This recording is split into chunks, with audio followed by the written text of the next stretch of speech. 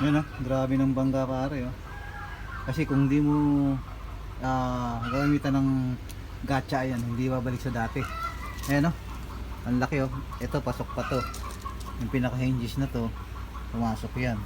Kaya ngayon, kailangan painitan para maging ayos ang alignment.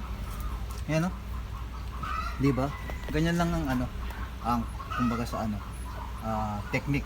Kasi itong lugar na to, sa lakas ng bangga niya, umano yung impact doon. Kaya umipit yung trunk niya. Pero ngayon okay na siya. Yan kailangan talagang batakan siya ng gacha para yung alignment niya bumalik sa dati.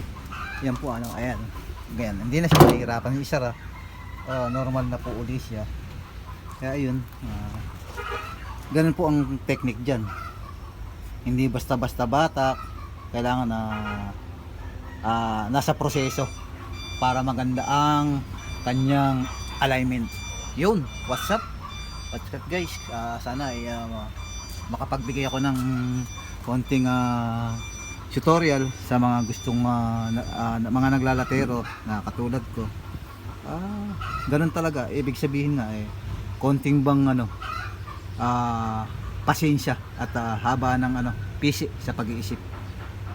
Kasi kung bibiglain mo siya, hindi mo siya madadali.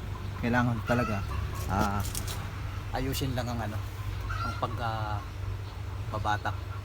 Maganda alignment, maganda ang lugar, tsaka habang nakabatak siya, pukpukin niyo po yung mga yan para bumalik yung alignment, para hindi siya mahirapan.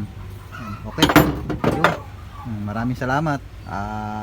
Sana po ay may matutunan kayo sa aking kunting kaalaman sa aking paglalatero or denter, mga kaibigan.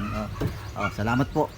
Magandang tanghali. Ito po ang aking inyo pong lingkod, Idol Hernan.